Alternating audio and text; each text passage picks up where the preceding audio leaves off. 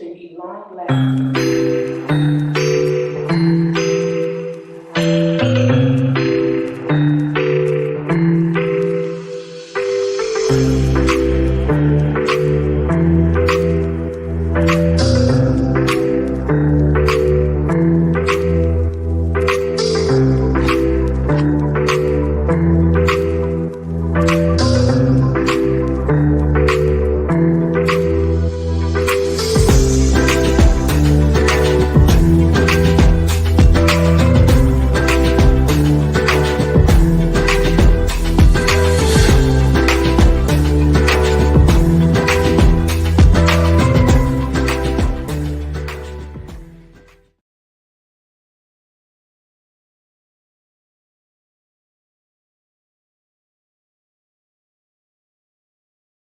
Able to effectively cope with life stresses and the inability to carry out one's emotional and cognitive functioning. Trauma has many faces. It can manifest in war and terrorist activities, gang violence, natural disasters, witnessing death through suicide, murder, or even natural causes. Childhood adverse experiences, and even walking the streets of a crime-infested community. Trauma can manifest in childhood sexual abuse, causing one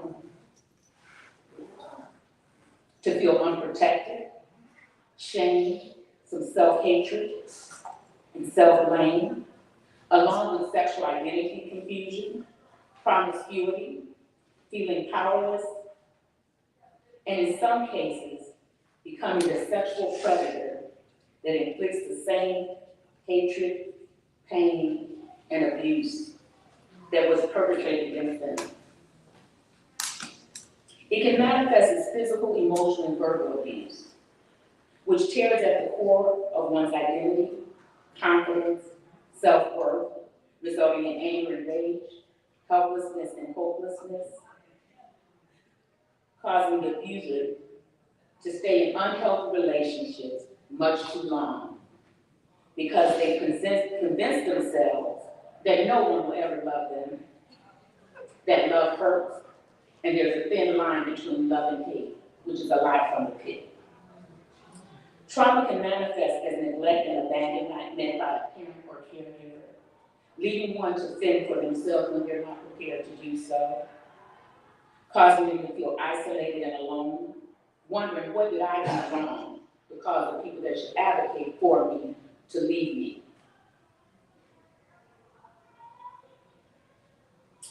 It may result in feelings of worthlessness, being unlovable, overly dependent in relationships, difficulty committing to relationships, and engaging in the inability to engage in healthy physical and emotional intimacy.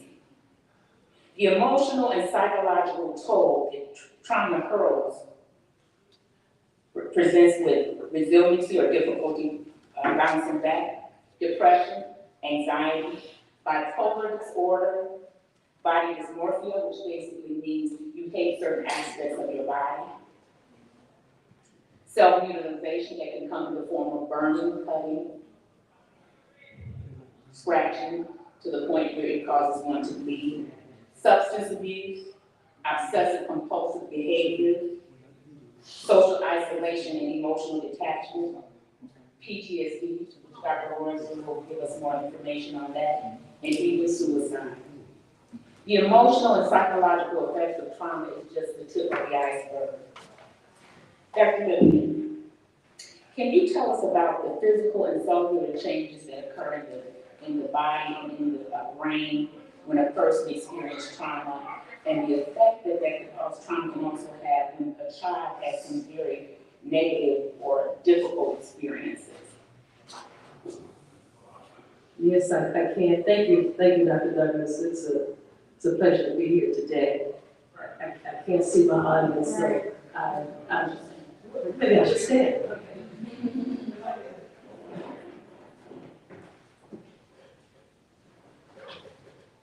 Okay. All right. Well, good to see everybody. I'm a medical doctor, and we're with the panel practice of clinical psychologists and educators. And so my life work is treating the diseases, the physical diseases and the medical conditions that are a result of stress.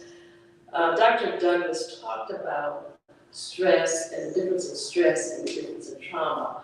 Stress can basically sometimes be positive because it's reactionary. You're walking down the street and you hear noise, you turn around, or you see something and you're startled. And so that's the initial impact of stress. And so that's protective, that's positive, we want that. Or sometimes stress could be, maybe prolonged or tolerated longer, where there's the death of a loved one, or there's, a bill that didn't get paid, or phone that cuts off. We can fix that. That we can deal with. But when stress gets to be toxic, to where it's occurring over and over and over, to where it's showing up in everything that you do, then that's when you start to notice, as clinicians, that there are medical conditions that can be a result of toxic stress.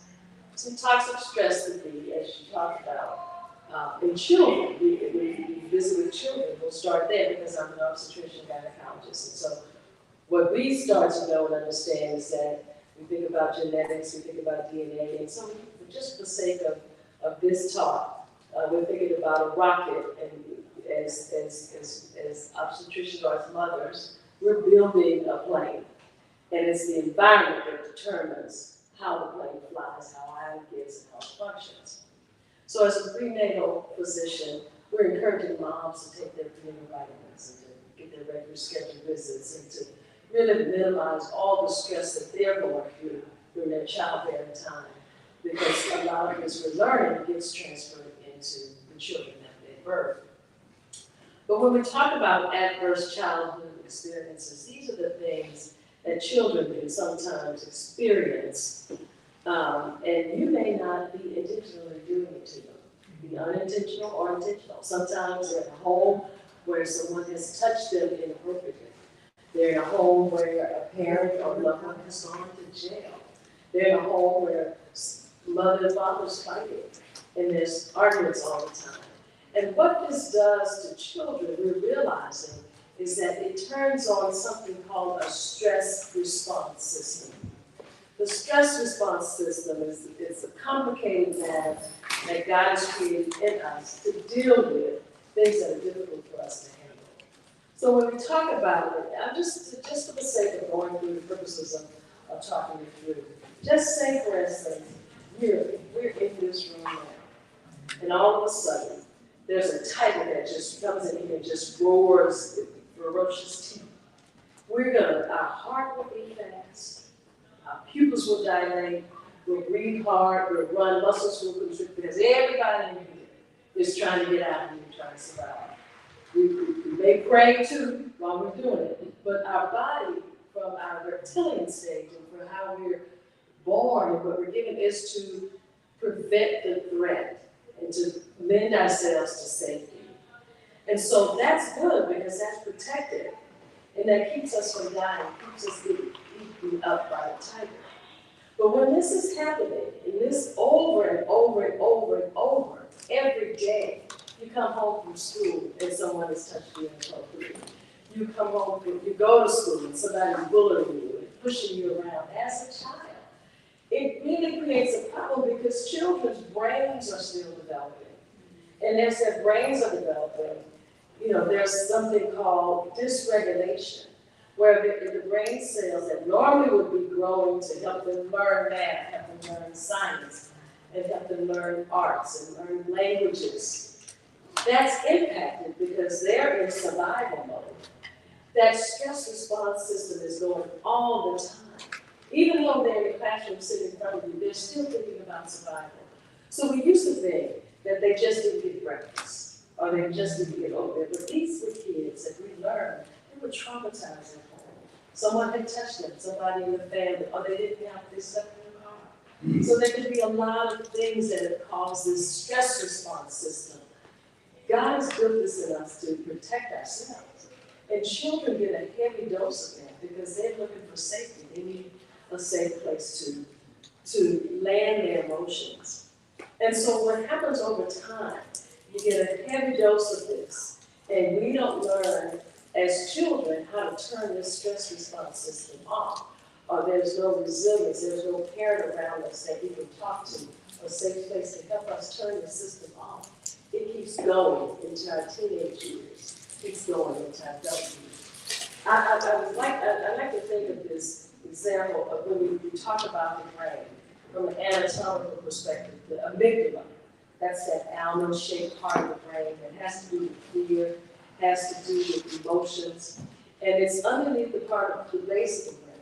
And then there's the prefrontal cortex, which is the front of the brain that is responsible for executive thinking, for explaining things, for making sure that you're understanding and it's the reason why. So when kids are in this chronic state of trauma, and nobody's helping them, nobody knows, or it's being done to them unintentionally, well, the amygdala is that part that stimulates that stress response system.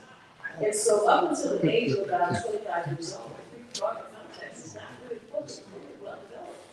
So this amygdala of the brain gets overstimulated. It grows and grows, and then all it's doing is just keeping you in a form of protecting yourself from stress. It's secreting something called, it's sending messages to the adrenal gland. It secretes something called cortisol. And that cortisol causes the blood pressure to go up because you're responding to it. Your heart to beat. Cortisol causes your blood sugar to become destabilized. So we'll talk more about that. And then as this amygdala grows, it makes very little room for the prefrontal cortex to develop. And so as children grow older, their prefrontal cortex is not as developed. So their ability to think, behave, and to understand, and to make sound decisions, they're still in stress mode. And so that's why we start to look at, I don't know if you all have heard of the book, but what happened to you over working by Bruce Perry. Because these kids in classrooms, they couldn't learn. And they were bullying others and pushing them. They couldn't behave themselves because prefrontal cortex wasn't developed properly and they were still in stress mode. Well, that doesn't go away unless somebody helps you to develop, and Dr. King was talking about what we can do to manage that. But what we see in adults as these kids grow older and this stress response continues, we start to see dysregulation in our heart, where our heart is beating faster than what it should. Our heart is overstimulated. So then we see hypertension. And then also, the lining of the arteries that give blood to the heart, sometimes because of this stress, because of this inflammation, can cause sticking in the vasculature and cause arteriosclerosis. So the stress, although it's something we can't see when it's happening to us, we experience it emotionally, physically, we can see changes in our body. We can see this. There's something called the weather effect. We, as African American people, we go through this chronic racism, and we're about to embrace ourselves for a big election. We all know what that can mean and how that. Maybe we should talk about that. What that's going to mean, and all of the name calling, and the hatred, and the bile, and the negativity, all of that is bringing back some stress that we experienced growing up. And so that, again, causes us to have heart rate, fingers tighten. And it brings back memories of what happened to us as children and how we responded to threats. And unless we are able to turn off that signal of stress and stop it, then we get hypertension. And then we mobilize cortisol from our adrenal glands, raises our blood sugar up, it destabilizes us, and then diabetes gets to be a problem. Our insulin levels stay high. And when our insulin levels stay high with all of the stress, then we're eating the wrong food. We're eating fats and sugars that causes us to have diabetes and then weight gain. Then when there's weight gain excessively around the abdomen, it's called the visceral fat. Then we get something called metabolic diseases, high cholesterol. So all of the stress that we get exposed to ongoing, and we're talking about the weather effect. The weather effect basically means that it's everyday stress. where you're walking out, it's like raindrops on a concrete pavement. It just erodes the cement. You don't see it readily, but over time, your body is dealing with all of the stress. In addition to that, stress can impact our immune system, so we're not as well able to fight diseases. You know, I was wondering why so many of us African Americans disproportionately die from COVID. 3 or 4 times more than the rate of other people groups. It's because we were under so much stress. You know, our cytokines, that's the stress hormone in our gut that tells the body that, you know, you need to respond, there's a foreign body, there's a threat that's there. The overload of that, the COVID virus, it just wreaked havoc. And so a lot of us that were already inflamed, already had hypertension, already had biometric disease, really were exposed to more harm, and then disproportionately we had symptoms of that. So that's really kind of how this stress takes us into health conditions in each children. Dr. Louie, I have a question for you. You were saying that how adverse childhood experiences can cause a lot of physiological illnesses. So you're saying that you may not see it in childhood, but because of the weathering effect of going through your life issues or whatever, that's when it manifests kind of out of nowhere. And sometimes, even though there may not be a family history of it, but because of your personal experiences, it may manifest because of what you've experienced. Yes, absolutely. And Dr. Douglas, with these adverse childhood experiences, the main thing that we see during childhood is dysregulation of the brain where these children can't learn. And they have behavioral problems, and then truancy, they're missing school, they're bullying. And so that's primarily how we see it. They have some pre-existing conditions like asthma or other, then it can worsen those situations. But over time, we start to see the impact of these ACEs as adults if we don't do it. And what is ACEs? ACEs, adverse childhood experiences. Adverse childhood experiences. I had an experience, we had partnered with the school, and they called me and asked me if I could see this child, because he was sleeping, he was misbehaving, he wasn't listening, he was failing his classes, and they just thought that, you know, he was a horrible kid. And I said, well, have you spoken to him? And so they said, well, he just won't listen, you know. And so I went to the school, walked down the street to the school, and I started talking to the young man. And I said, what's going on? And he told me. It was just a matter of him being able to verbalize it when someone asked him. He said, I live in a house where my big brothers are gang bangers, and every night someone is shooting at our house. So can you imagine the stress that this little boy is under, but the teachers are beginning to label him as something that he's not, as opposed to asking one question that would have been able to help him to work through these processes. And again, they made it so pathological when it was really environmental, where he just needed someone to help. So, you know, and of course, they can't necessarily change his home environment, but they can, educators must be equipped to be able to at least allow the child to be able to express some of that, not being a therapist, but allow a safe place in the school. You know, so I think that when you have situations like that, like you said, it may not necessarily manifest with high blood pressure at that time, but it can manifest with gut problems, diarrhea, constipation, things like that. Yeah, to see.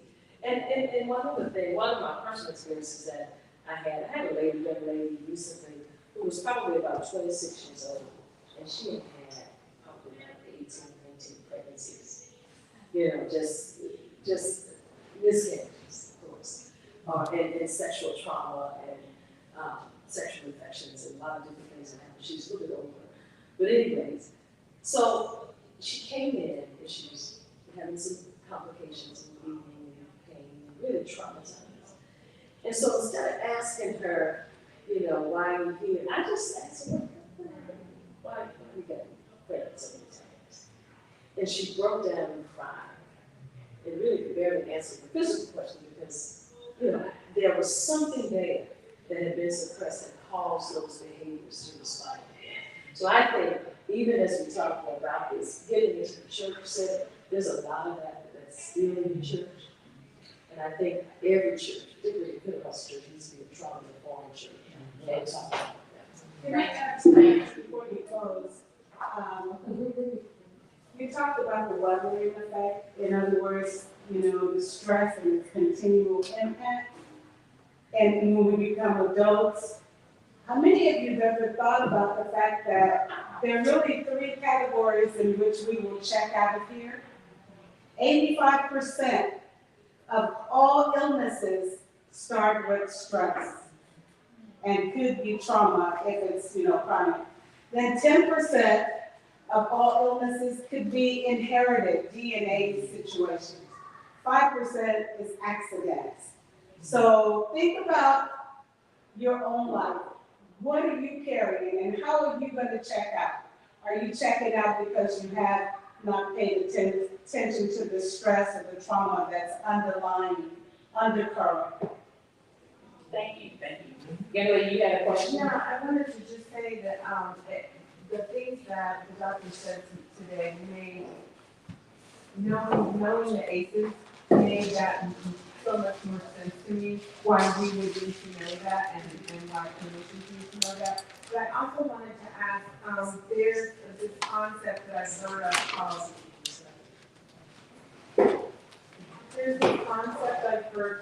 called, cortisol cooling. And is that stress? Essentially. Yeah, when you talk about cortisol release, it's the concept that really brings it home is just a chronic activation of the stress response system. And so that cortisol flows into your bloodstream, impacts your blood pressure, impacts the lining of your vessels, blood vessels, causes thickening. And so you can get heart disease that way, but it's just a chronic over and over activation of the stress response that's driving these levels to be excessive and creates the havoc in the body And and then, medical conditions that we see. and then parents begin to parent from that stress out space. Yes. Thank you for your question. Thank you. As Dr. Lillian said, people are exposed to trauma, whether it's intended to be that way or not.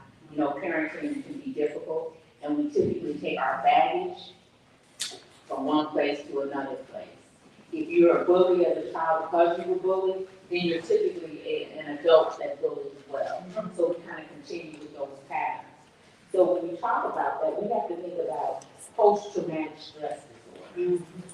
And Dr. Royster, can you give us some information on what post-traumatic stress disorder looks like and what demographic does it tend to affect more often?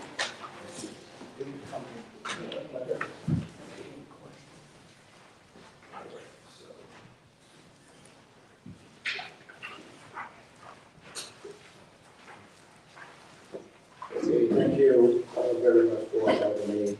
I appreciate everything that was said so far.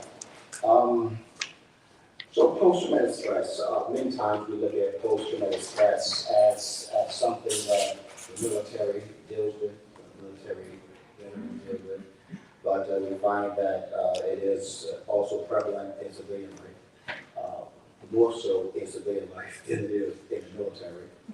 The reason why the military gets most of the publicity is because it's a war zone, and there are some very, very stark differences, and I'll explain those in a moment.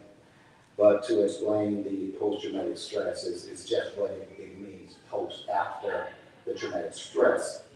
So it is a psychological disorder. It is a disorder, and it develops after a traumatic experience. So there are 2 things that we need to look at, or at least consider. So you have the PTSD, which can be acute. It could be just a onesie or twosie. I mean to marginalize it, but one big event, you see a car crash, and that can be traumatizing. Onesie or twosie. I will say that in the professional field, but onesie or twosie. But then you have that was more complex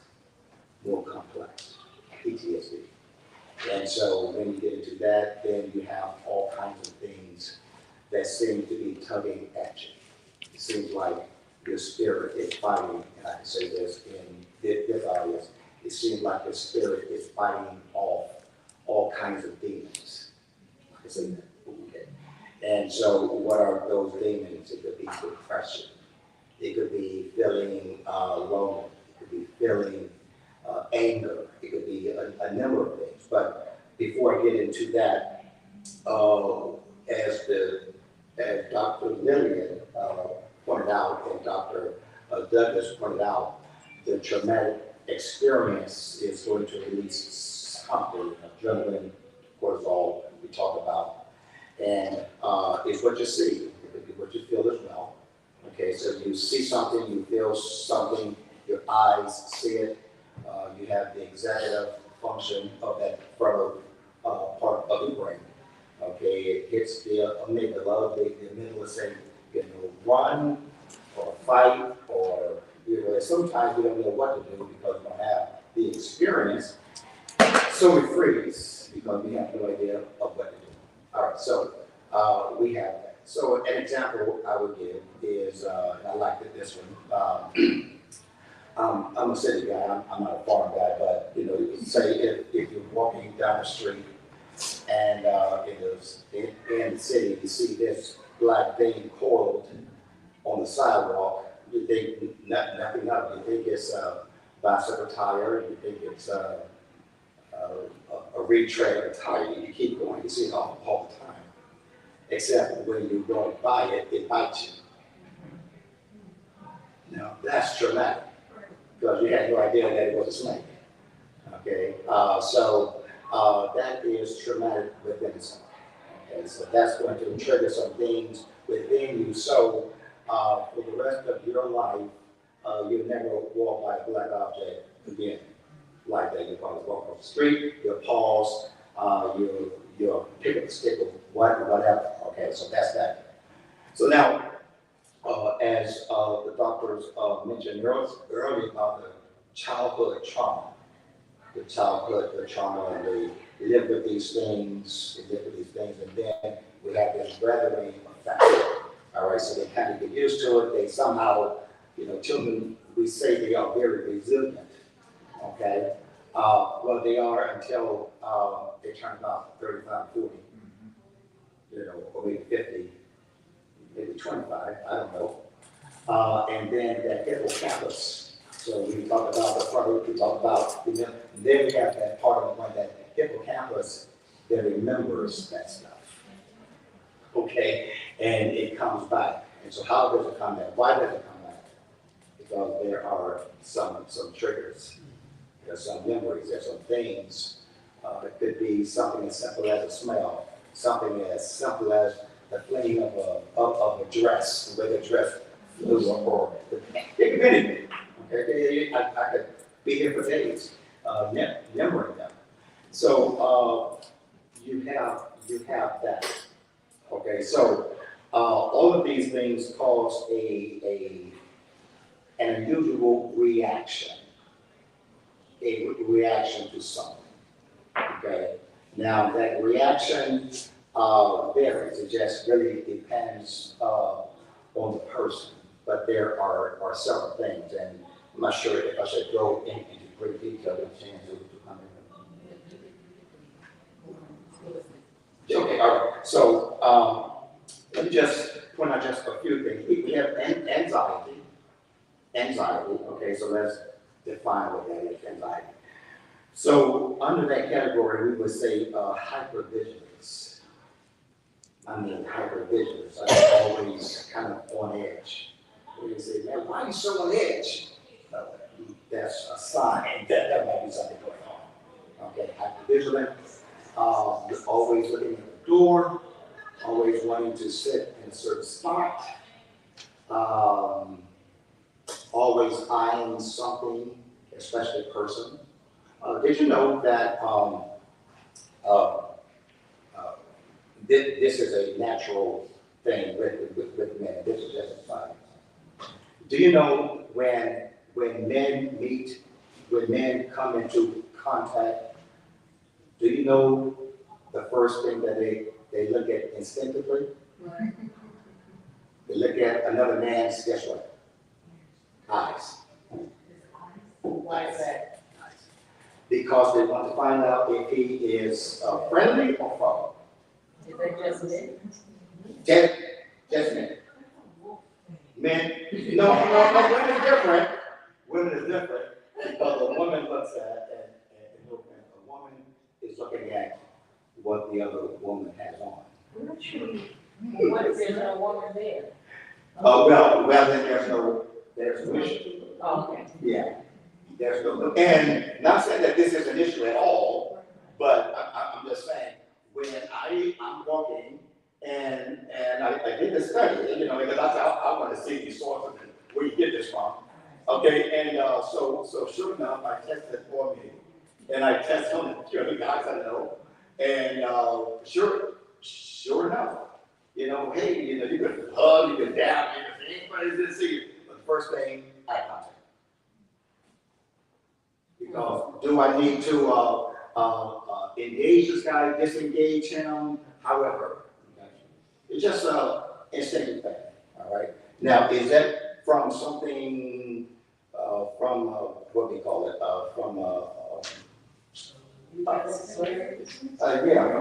what's the, primal, yeah, is that, it probably is, okay? Not the women, I think. Okay, so let me not lose track here. So then we have the hypersensitivity. The hypersensitivity, this falls under the category of anxiety, hypersensitivity. Very sensitive.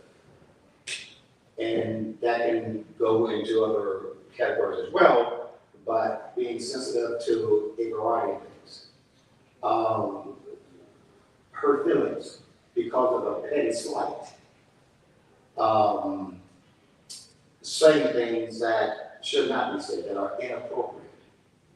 Just hypersensitive. Something is going on. There's something about you or something about me that could be triggering that person. And it has nothing to do with your personality, it has nothing to do with, it could be just something that you're wearing. It's in the moment. In the moment. And I put it in a club, four-minute club, in a moment in time.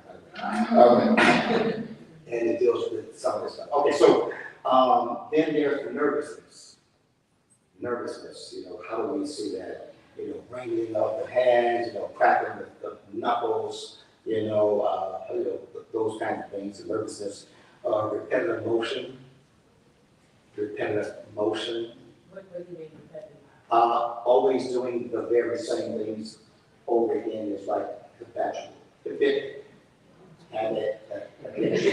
Habitual, partization, habitual, okay? It's a repetitive motion. Always having to eat or do kind of the same things over and over again. It's like a comfort zone. It's OCD, really, but it really is. And you could lock the door 25 times, but they have to make sure that it's locked so you go ahead and check it the 26th time. Okay? There are certain things that must be done. I walked in a restaurant once, and just allowed me to share this anecdote. I walked in a restaurant once, I was eating, with a couple of friends, some guys that I grouped with. And we saw this guy, eating, and he ordered, and he had the salt and pepper shaker, and the ketchup and the mustard, and he had everything just dressed right, and had it, lined up just right. And I knew immediately that, okay. I didn't approach him because it wasn't that time. But I knew that there was something going on, just like okay. So that's that, repetitive motion. We have depression. Depression. Now there's a depression, and then there's the clinical depression when you are diagnosed by a clinician. The lack of self-worth. How do you know about these things? The talk of regret. Should have, would have, could have. Okay. There's a lot of that. acts of regression. Regression is part of that regret. Okay, so you have that. You have disassociation. I mean, just feel like there's two. You're disassociating yourself from a group or people. At the same time, you are avoiding. And those are two different things, because you could be avoiding a person or disassociating yourself from a person, but at the same time, you could be avoiding. Now, the avoiding is you are avoiding something that reminds you of a sin. You may want to avoid traffic not because it's bad, but because there's something that triggers a thought of avoidance. Okay? So those are just a few things that I wanted to share with you. I have more. Dr. Royce, I have a question. Yeah. So I know we talked about trauma, and we have PTSD. So a person can experience a trauma but not have PTSD, or they can be traumatized in a situation or event but not have PTSD. Is that correct? That is cool. They could not have complex PTSD. They could have, because just the definition itself, post-traumatic. So there is something going on there. Does it need talking out? And those are some methods of getting past it, how you get past it. The PTSD, you could get past that in, depends on a month, 2 months, 6 months, by talking out. There are ways of cognitive therapy and those kinds of things, you can talk it out. The more complex ones takes a while. And it may take, and sometimes it takes more than just a session of 3 to 4 months. It can take much longer than that. And there are different types of things, and I'll come back and talk about it, I believe. Okay, so say thank you very much.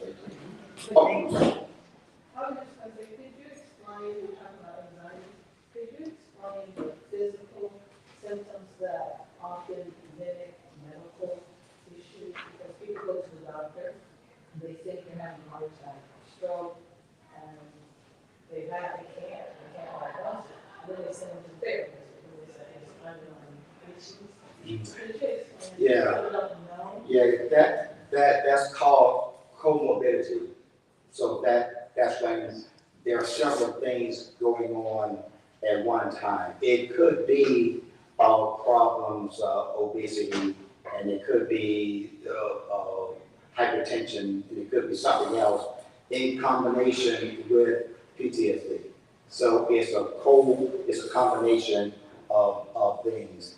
And if you can get rid of, or not get rid of, I should say, but if you could better manage the stress levels, because the stressors will always contribute to the morbidity, the diabetes and the other things, unless there's just some sort of chronic thing going on. So though it's possible to have several things going on at one time. And so that's why you often see doctors are asking, medical doctors, I should say, asking these various questions about lifestyle, what you do, all time, those kinds of things. And true enough, there might be something that's going on in the life. It could be the home life, and don't want to get into relationship things just yet. But for men, one report had 97% of men's stress is relational. 97% is relational. So what do you mean by that? Not a spouse, but any kind of relationship. It could be a boss, it could be a business partner, it could be the neighbor, and somehow, some way, men stress over things more than women. And of course, that adds to, as Dr. Douglas and Lillian pointed out, that can add to problems with the physical aspect of it. Yeah, thank you. Just a little bit piggyback on what Dr. Russell said, sometimes there's something called differential diagnosis where sometimes physical illnesses can masquerade for a mental illness. You know, or many times people that have heart disease, they also have depression. So you have to look at it from that perspective. So if you're going to the doctor and they immediately, you know, say, you know, you have, or go to a therapist and they say you have all of these mental health related disorders, you may want to, for me, what I do is I send them for a complete workup to see if there's something physiologically going on with them to make sure it's not, you know, it's not a differential diagnosis or a medical condition that's kind of masquerading as a mental health condition. Can you just talk a little bit about the association? You know, their considerations as what she's describing. Yeah. Okay, well, just briefly, and I don't want to go into detail.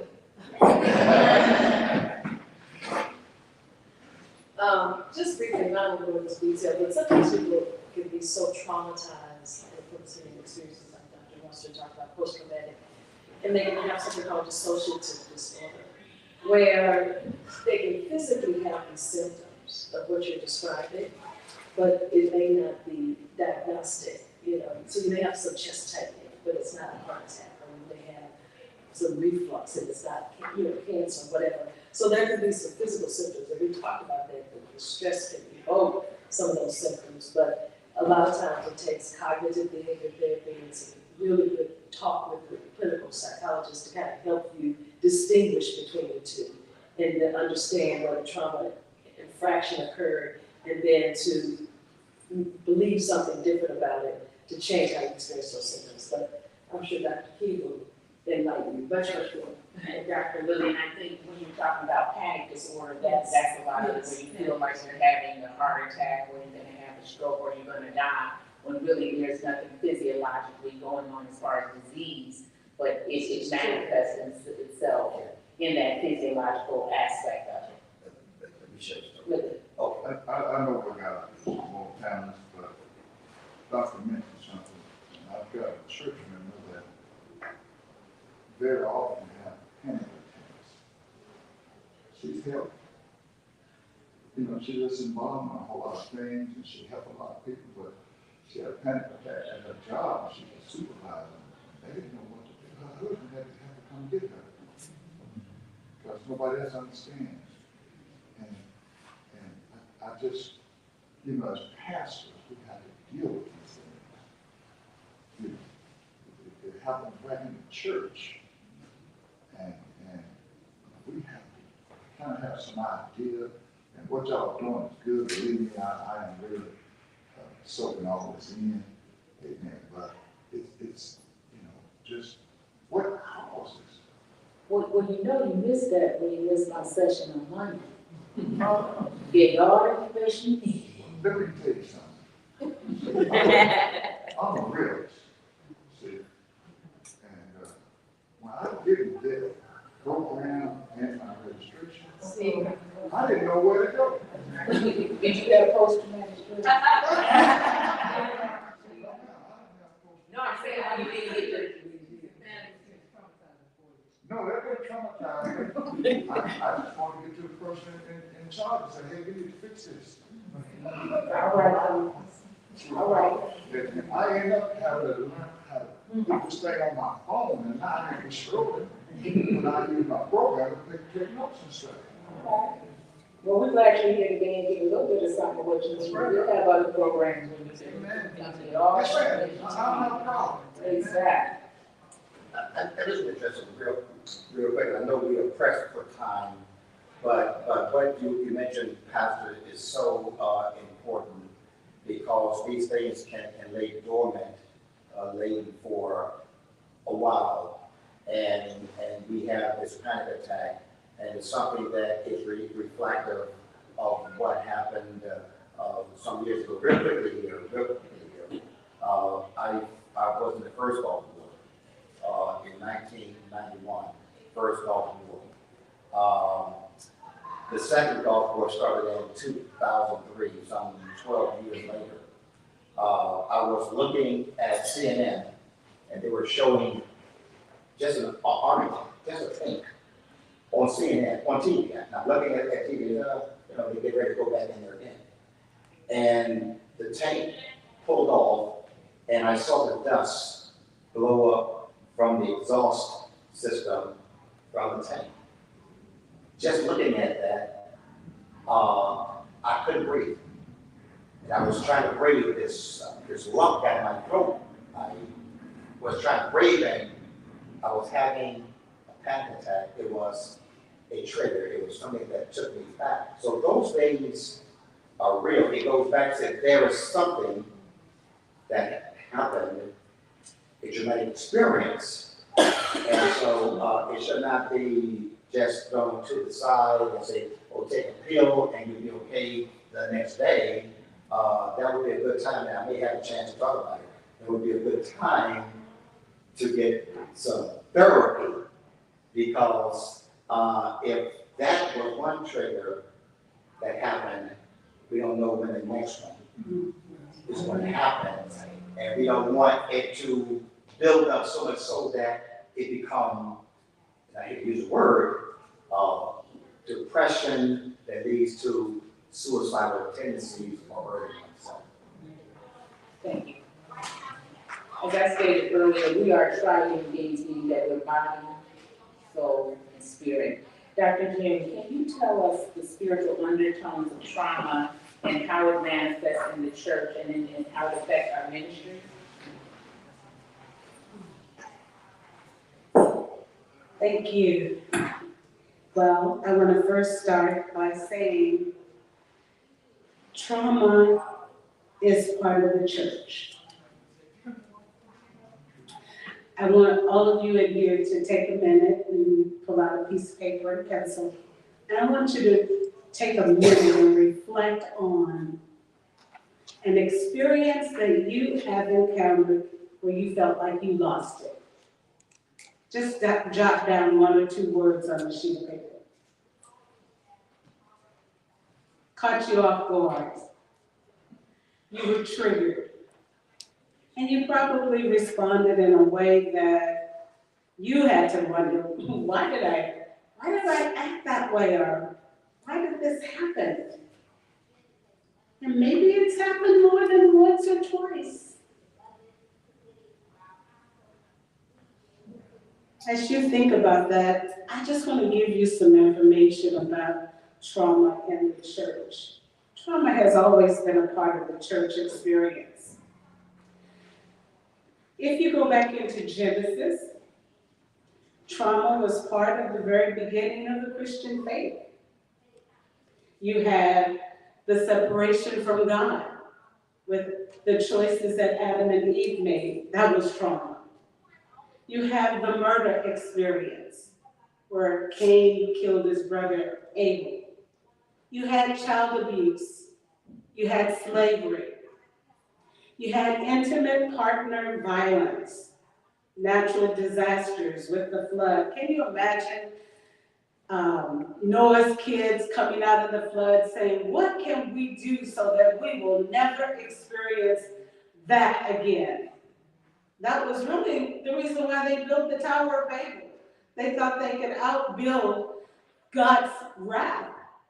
And of course, we found out that that was just childhood thinking, because no one can outthink God. But loss of loved ones, sexual assault, and many other texts in the scripture tells us about the experience that trauma has for people who love and trust God. And then another thing I want you to understand is trauma is far more common than most people realize. In the United States, as many as 70% of the people report some type of traumatic experience. 25% of these are female, and 17% of these are male who report that they've been sexually assaulted in the church. And in addition to that, 18% of the children are physically abused. Over 35% of the women and 28% of men report being victims of intimate partner violence. So I don't know about you, but I got saved at the age of 10. That's 66 years ago. And we were taught back in the 50s and 60s that the church is a hospital. How many of you have heard that? But in the hospital, the nurses and the doctors, they don't come around and criticize you either. They come to give you support. So what does that mean? That if our churches are a hospital, we're in the healing process. How many of you know none of us have made it yet? That's one reason why we're still here, because we are working out our soul salvation. And our soul salvation is not only the soul that is accountable to God, but the soul of the emotions, the feelings, the hurt, the feeling about not being included or being excluded, or you didn't call my name, or I want to be in control. If I can't lead the song, I'm not singing. Or if I see you using one more person too often than the other, I'm taking my bags and leave. Have you ever thought about that that's a trauma reaction? If I can't feel included, then I have to deal with that exclusionary issue of my own heart. If you don't speak to me, or like I said, I've been saved since I was 10 years old, so I have seen the gamut. I have seen the saints who will come up to you and say, what's wrong with your phone? You didn't call me today. And I'm thinking, was I supposed to call you? Well, is your phone out of order? No, my phone's not out of order, but I'm just not the kind of person who sits on the phone and talks. Trigger. This person's got an issue about being affirmed. Trauma. Somewhere in life, that didn't happen. And so they go through life now bullying the saints for not calling them. Something as simple as that. But we don't see it as trauma. And what do? We avoid it. Right. Instead of, gingerly confronting the individual. And this just happened to me about 2 weeks ago. And I, in preparation for this presentation, it triggered. This person needs affirmation. I wrapped my arms around them and I said the powerful statement, what's going on with you? And that person broke down and started, just sharing what was happening in their world. And they were not feeling good. So I wrapped my arms around them and started praying for them. When they came to me, they were bent over. But after we finished praying, they were standing up straight. Trauma can mess with how you present yourselves in the church. And how do we see that? Sometimes you see it in folks who are church hopping. No church is good enough. They find fault with something in the church, and you see that's their reason to move on to the next church. Some folk, you see it in their loss of faith. They can't trust God because God didn't give them their suitcase in time. I'm at this convention and I'm traumatized because I had to wait. My flight got canceled 3 times and I don't have my suitcase. That's our situation. We don't have our suitcases yet. And my husband was 2 nights in the airport, waiting for a flight. Waiting. How many of you had a similar situation like that coming to this convention? Only one. God bless you. A lot of us are traumatized because things did not work out the way we wanted. Another thing I want you to keep in mind is the church being a hospital should not be a place where we put guilt and shame on one another. And we're good at that, saints. So I'm asking you now to reflect. When was the last time you thought, like, she ought to be, or she ought to know better? She coulda, shoulda, woulda. She comes down that aisle every Sunday, praying for the same thing, shouting all over the church. Everybody sees it, and guess what? How many of us interpret that in terms of trauma? Trauma manifested. Trauma indicating that I need help. And how many of us are willing to go to her and say, what's going on with you? Or what about the saint who, they can't do anything without, I had one sister said, I can't go downstairs until I ask God if it's okay. I mean, I know it's important to acknowledge him in all of your ways, but, to ask God, should I turn to the right or to the left? It's getting a bit much. If you get up in the morning and pray your prayer, give him your day, you trust that God is going to work you through that day according to his sovereign will. Then you see those who are struggling with meaning of life. They go through life trying to figure out, why am I suffering like this? Why did God make this happen? Why do I have to struggle for purpose? I don't know what my purpose is in the church, and I'm struggling with that. Well, interpret that as trauma manifested, because they need understanding. They need to be taught, they need to be trained, they need to come to Sunday school, Bible class, morning worship, and prayer. And I guarantee you, if you're faithful in those 4 areas of your walk of faith, you will grow and develop, and God will help you with the triggers in your life. In addition, you have those who have spiritual numbness. And this can lead to a numbness of spiritual and emotional responses. Individuals may struggle to engage in spiritual practices or feel disconnected from their faith community. Sometimes people may say, I need time out. I don't need to go to church. I need to just have my own space and time. And I wonder, he tells us to forsake not the assemblies of ourselves, even the more so as we see these end times approaching.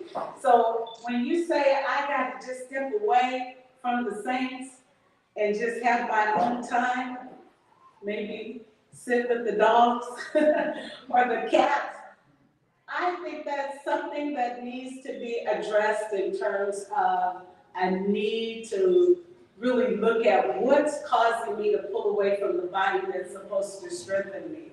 Well, maybe the body is not strengthening, because the church can be a place where trauma is re-traumatizing the saints. So we've got to be careful, saints, about who we are relating to, how we are relating to it, and also what kind of support are we giving. That gets to this is the next part I wanted to talk about is traumatized leadership. How many pastors are in the room?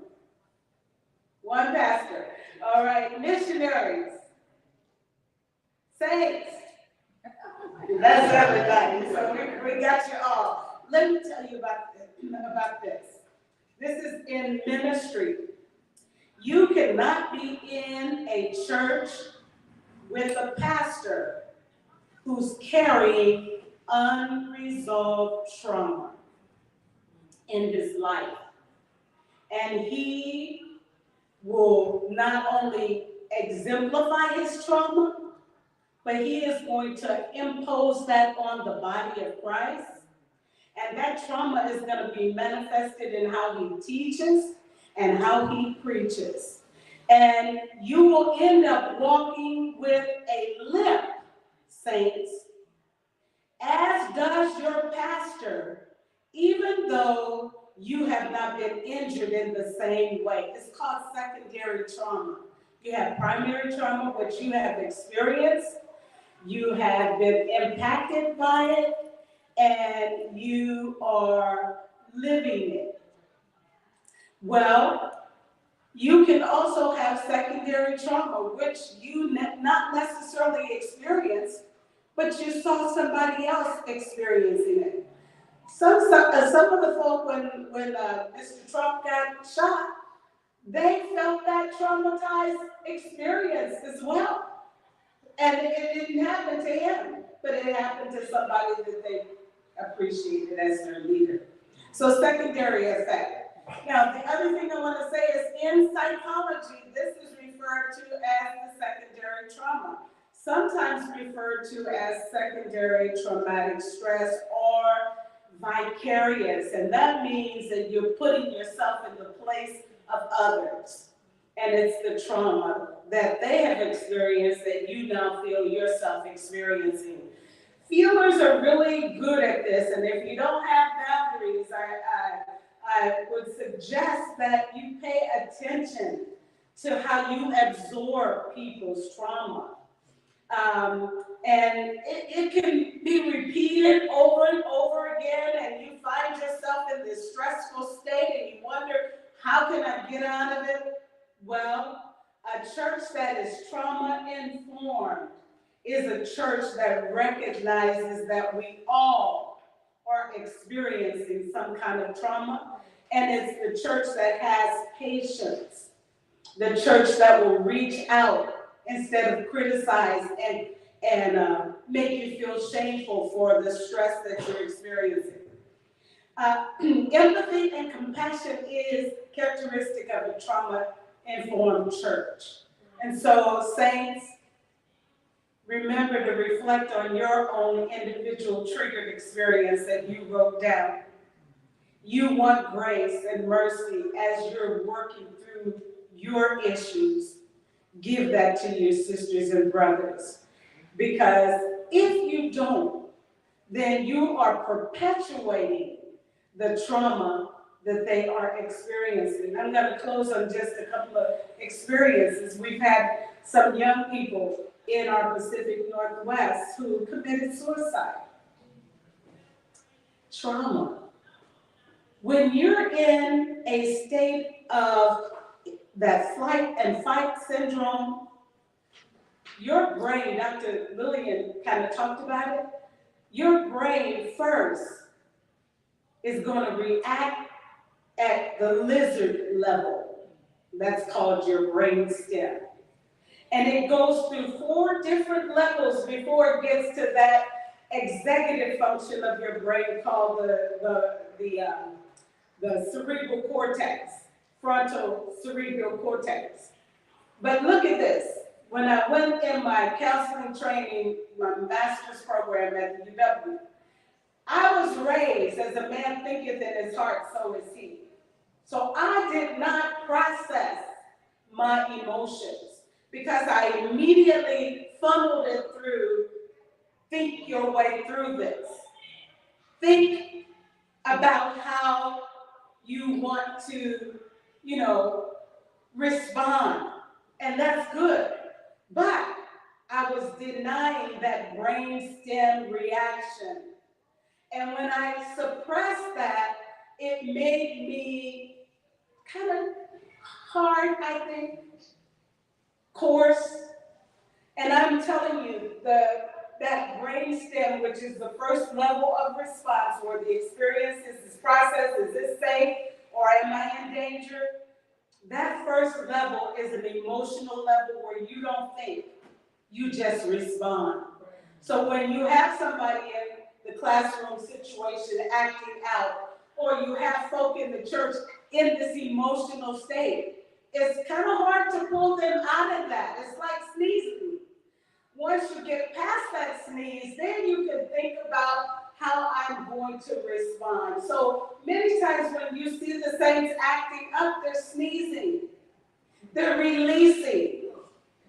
Walk alongside of them because love covers a multitude of issues. Walk alongside of them and say, how can I help you? Give them love. Love will diffuse that anger. And I'll tell you how I know this. We had a sister, a young couple in our church, who, when she would come, he would bring his wife in.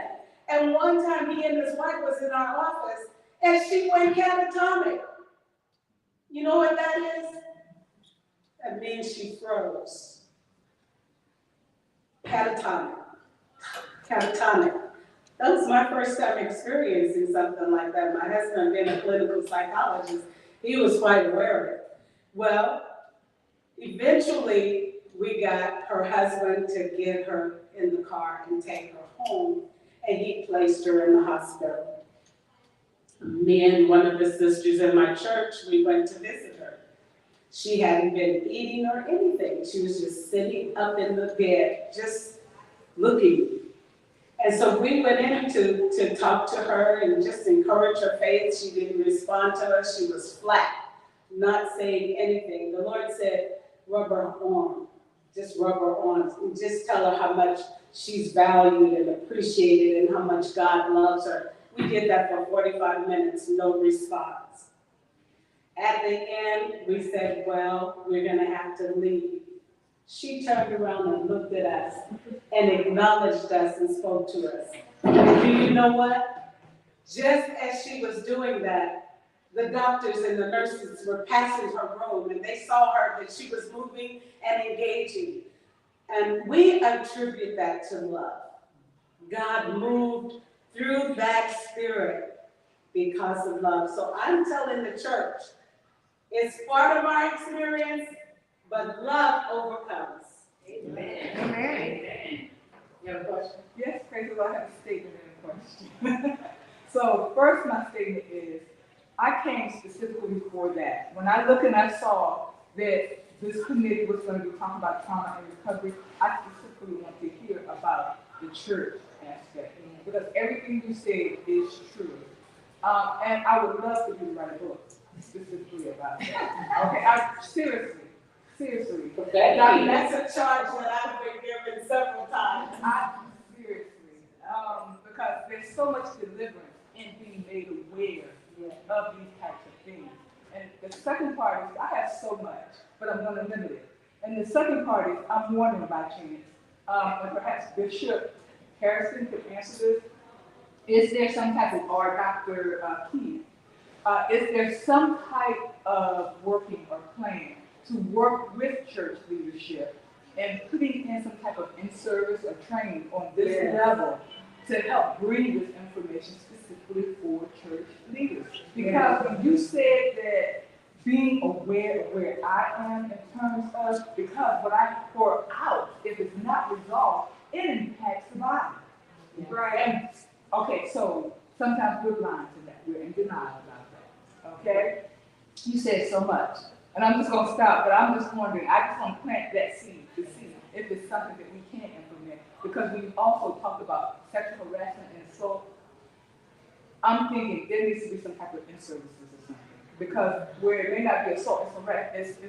If I take in some body part and inappropriately address you with that, if I just and touch an inappropriate part of her body, intentional, not accidentally, that triggers something. That creates an atmosphere of distrust and unsafety.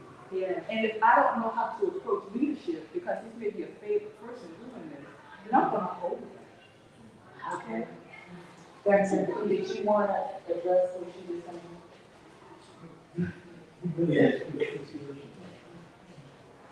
Yeah. Well, in terms of teaching leadership, I mean, I think that's something that, I mean, within organizational structure, you know, that leadership has to be willing to. I mean, put somebody that doesn't go to Bishop Brooks or somebody. That's part of Yeah, so I mean, like you said, this is a start. You know, but everybody's not comfortable with psychology. We have a history with psychology in the church, how we were kind of exclusive, and until leadership's able to really accept and receive that it's helpful, you know, there's not much that we can do. Right. You know, so it's going to take leadership definitely to be able to help to implement that. Dr. Corey says that we should pass that. Amen. They're working, yes, absolutely, they're working. Dr. Keith heard about trauma, how it affects the body, how it affects our emotions. We talked about June spoke so eloquently about how you see and manifest trauma in the church, what it looks like and what it feels like to people. Can you give us, a lot of times we think of mental illness as being broken. And when you're broken, when you have something that is broken, you throw it away, you discard it. So what we are, when the person experiences mental illness, they're wounded. They're wounded. So can you give us some strategies to help the body of Christ heal and be delivered from any type of mental illness or trauma?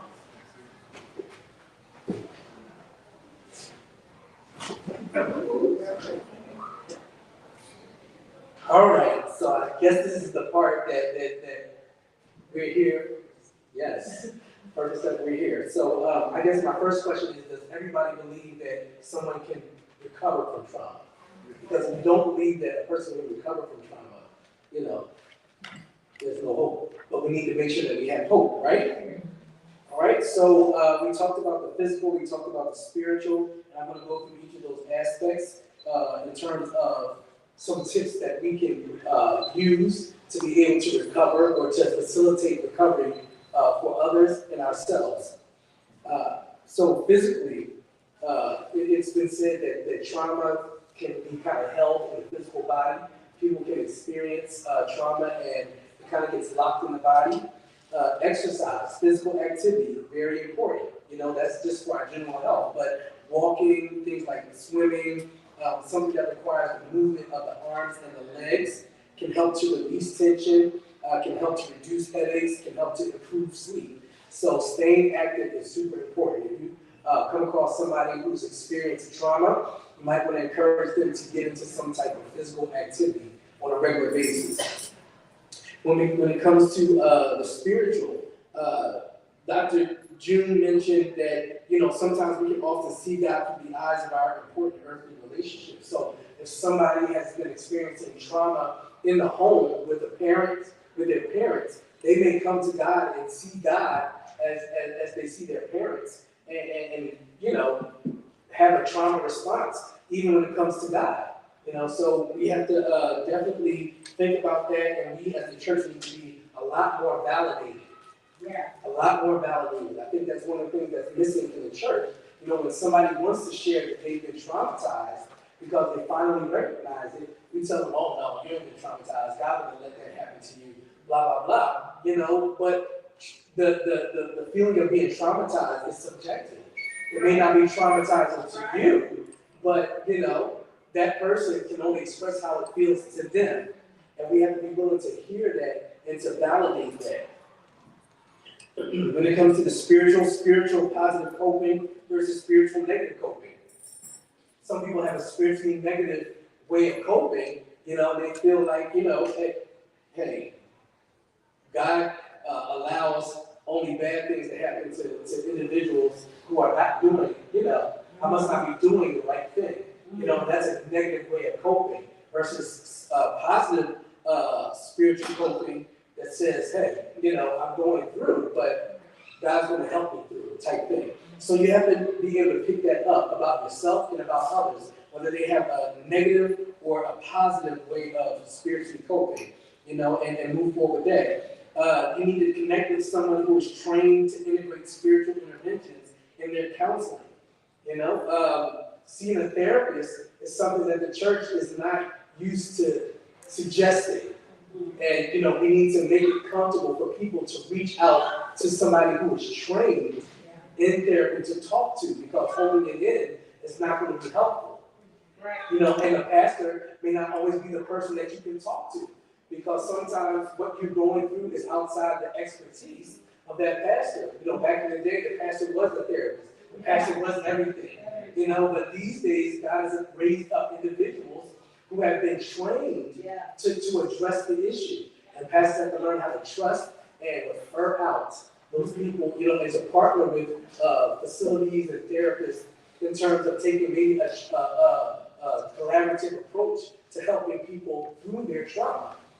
So when it comes to spiritual, you may have to talk to a therapist. You may not be able to just talk to a minister or a pastor. Don't be afraid to go outside and look for that individual that you connect with that can be that listening ear, can be that person that can help you to process through the emotions that you might be experiencing because of your trauma, right?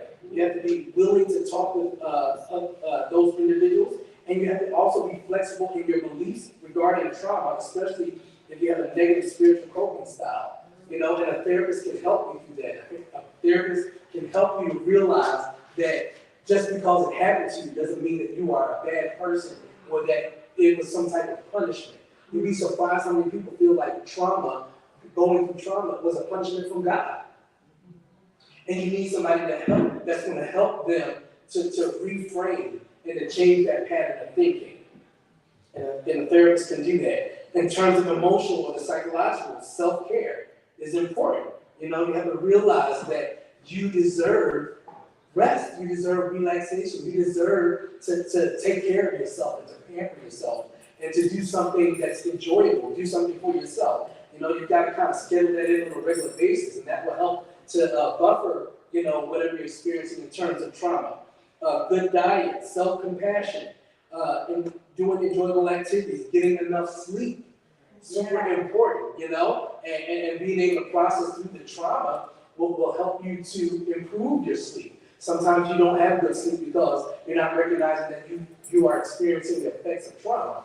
But once you can acknowledge that and get the help that you need, you'll find yourself improving your sleep, and improved sleep will help you to process through the trauma even better.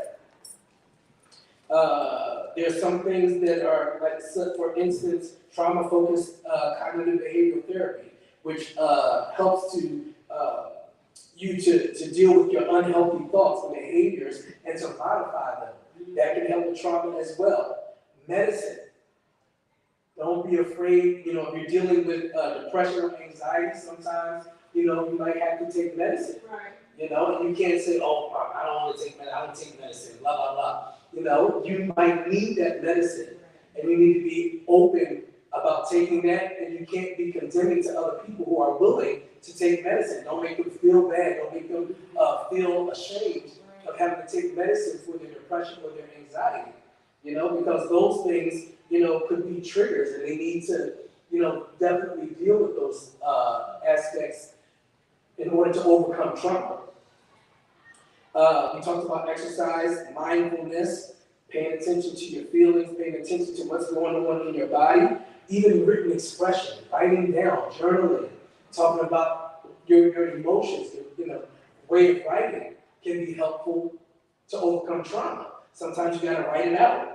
Recreational activity, artistic activities, connect with something that maybe, like for instance, learning how to cook or going to an art class. Taking a class can be helpful in processing trauma, Painting, yeah, absolutely. Social supports, connecting with the community of individuals who are either healing or may not be healing from trauma. Connection, period. Basically, that can be helpful for your trauma. It may be individuals who are going through or have been through the same things that you've been through or may not have been. But, as long as sometimes community, having people around you, not isolated, being around people, and that's what the church serves for. We have to realize that we're a community, and encouraging people to come to church where they can talk freely, where they can express what's going on, where you can be a listening ear, where you can be a validating voice for them, can be helpful in their overcoming of trauma. Let's see what else. Focus on restoring a feeling of safety is what we need to do, particularly in the church. We need to make sure that wherever we are creating safe spaces for people. People come in and they want to testify, and they can't even testify about what they've been through because we making eyes at them and cross-eyed and sucking our teeth or laughing, or joking about it. People pick up on those things. And we have to be careful of those types of environments because it says that I'm not in a safe place. And people want to be in a safe place. They have to be able to express themselves and know that they're not going to be ridiculed, they're not going to be talked about, their business is not going to be out in the street, they're not going to be made fun of, and they come into the church from all types of backgrounds and all types of lifestyles, and if they come in and they don't feel the safety, they're not going to be able to heal, as was stated before. The church is a hospital, you know, and we need to be careful how we talk, what we talk about, what we share, how we respond to people's stories, you know, because getting that story out is important for overcoming trauma. So if we can restore a feeling of safety, that's going to be good as well. We need to pay attention to our stress response systems, as Dr. Lillian mentioned. Our stress response system, because there are people who are walking around with responses and they don't even know that they've been traumatized. You know, they don't even realize that it's the result of trauma. So we need to help people to be able to recognize and pay attention to what's going on with themselves, to be reflective and understand that, hey, my response might be the response that's due to some type of trauma that I failed to acknowledge. You know, and if you're failing to acknowledge, you're not going to heal from it. You're just going to take that trauma to every relationship, every church that you go to. It will follow you. People try to run away from their trauma responses, and they take it right with them. The same thing that happened at one church happened in another church, and they don't understand why people treat me the same way everywhere I go. It's because you're taking it with you. It's not the church. You have to acknowledge that you have a trauma, you know, that has a certain response that you're taking with you everywhere you go. So it doesn't matter what job you have, what church you go to, it's going to be with you everywhere you go. What relationship you find yourself in, you might even start attracting the same type of person over and over again. Same type of church over and over again. Same type of group over and over again. You're wondering, why does this keep happening to me? It's because the trauma hasn't been dealt with. So, you know, we need to be able to help people to identify and pay attention to the stress response systems. It was mentioned that executive functioning can be affected due to poor prefrontal cortex development. You know, if you are finding yourself having difficulty making decisions, adult decisions, grown-up decisions, that might be reason to think that, you know, hey, you might have experienced some type of trauma. You know, you shouldn't be making the same mistakes, you know, as an adult that a teenager or a child is making, you know, but it might just be that prefrontal cortex, your executive functioning, has been affected and you're not making good decisions, you know, because you haven't addressed trauma in your life. What else? So about 40% of people recover from PTSD in about a year's time. 77% in about 10 years' time, you know, and so that just goes to show that we can recover. And with God's help, we can definitely recover. You know, it might not take a year, it might not take 10 years, you know, but we can't just expect it to be instant all the time. You know, we got to learn how to walk people through their process of recovery. You know, so don't expect somebody, oh, you know, they've been acting the same way too long. No, don't put that type of restraint and pressure on a person to heal at your time, in your pace, because you don't know the depth of the trauma that they've been through. You have to learn how to be patient with one another, as was stated before. You know, it might take longer for one person to go through, to recover from something that you might have been through that only took you 2 years to recover from. You know, but we're not the same. You know, we're not all the same. We don't all have the same resources. We don't all have the same coping ability. You know, and you have to take that into consideration. We are different from one another, and we have to take time with one another. Amen? Amen. So those are just some tips that you can take in terms of trying to recover from trauma. It is possible to recover. You have to believe that. You have to know that. You have to trust that. You have to endure that process, endure that road to recovery. It can happen for you. It will happen for you. Amen? Any other questions? Two questions. Praise the Lord. This has been so very enlightening. And what I want to know is the contact information for all of you. Is there a list of your expertise and how we can contact you? And if you're in private practice, that we can get in touch with you about some issues that might be going on? I put my email address on the sign-in list. Yes. I believe that we can make that information available. Grace, do you mind pointing out where your name is, and then we can make sure you have all that? I'd like to know everyone what their contact information is and what their expertise is.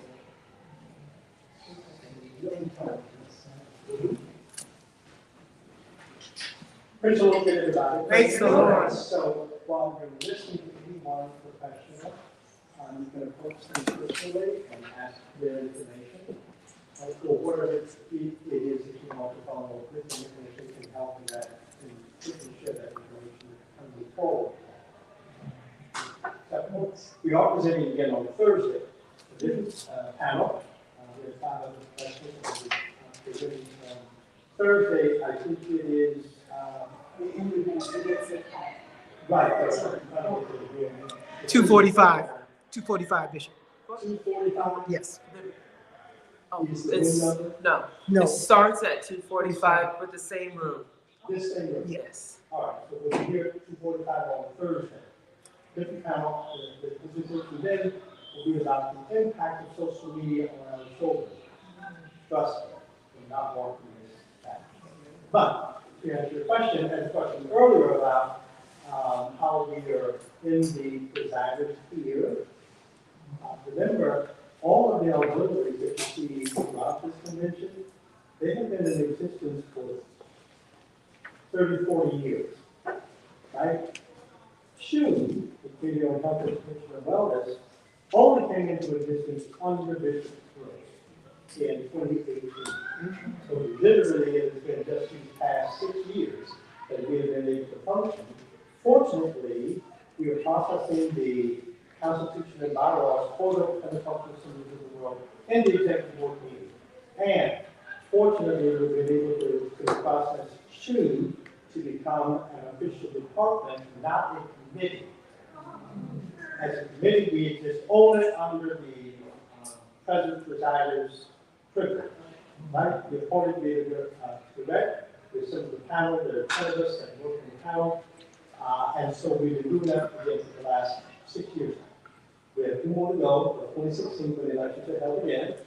At that time, we'll have passed the bylaws that will include SHUE then as a committee, which means it doesn't matter who the presider is, SHUE will be in existence. And it will be carried on, whoever will be the successor or follower after myself. I'm trying to get on. Anyway, so again, we'll have that favor going forward.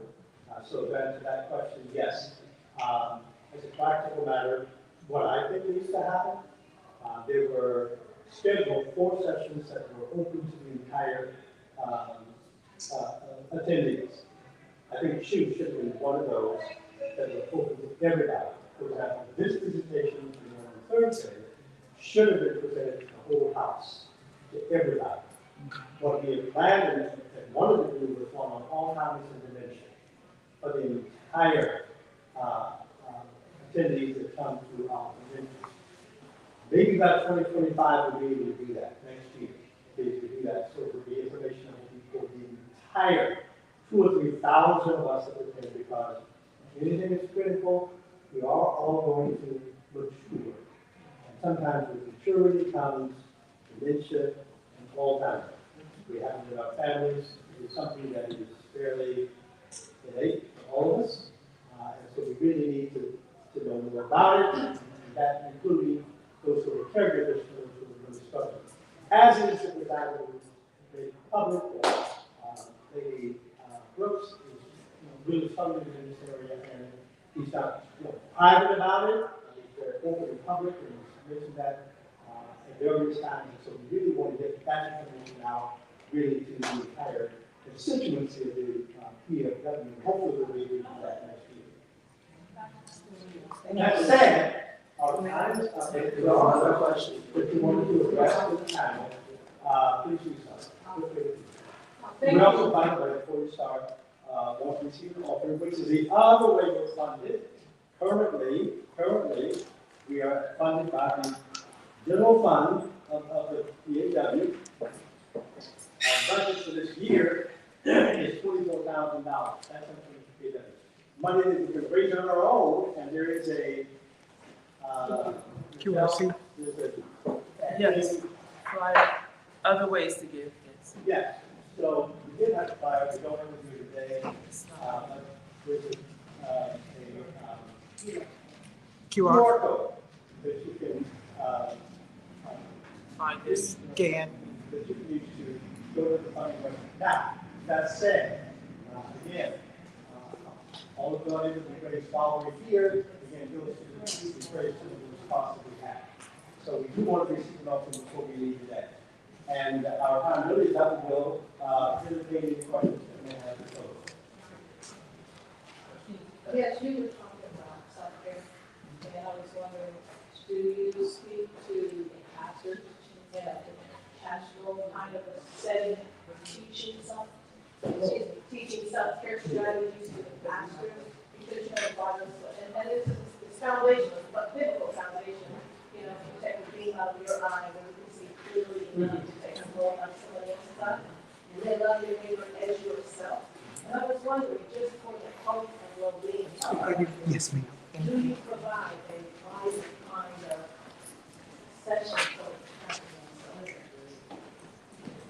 I have provided sessions for the pastors, and they are very receptive. So when you say, is this information going forth in a very general way for the PAW? Bishop has really set the foundation for the body of Christ to deal with mental illness and health and well-being. So we're in the process of actually addressing the needs of the body of Christ in a more holistic way. I always say that there's no healing in hiding, and there's no shame in getting help, but it's a shame if you don't get help. You know, so we are working towards that, which is a great advancement for the PAW and the kingdom of God. I was saying, but it starts at the top and comes down. And one when- thing, Yes, absolutely. I think that would be a blessing. And they are open to that. They are very open to that. And they're becoming aware that this is needed and that they, you know, Dr. Key said a lot of times the pastors are not equipped to deal with certain things. And I think that they're becoming aware of that. You know, and that's why they're reaching out to us in this manner.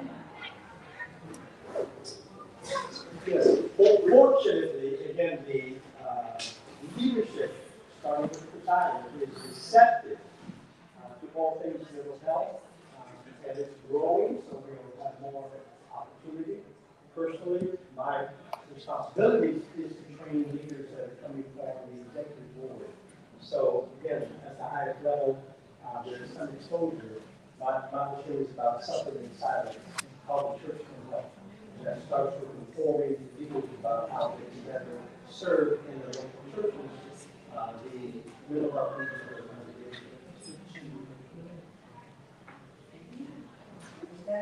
Are there any other questions before we go? So, feel free to approach anyone who has about how you may want to, discuss this. But let's go to prayer. Father, again, we thank you today for your goodness and kindness and for everything that's been said and shared today. Not only the presenters, Lord, but also the receivers. Bless them, I pray, to absorb everything that's been shared and shared, that it might be a blessing to them going forward. All of us, Lord, are empowered by the Holy Spirit. That is God. We need all of the information that will bless us. Whether we are doing the middle or situations in our body. And God, we thank you for that. In Jesus' name, amen. Please share that link with us.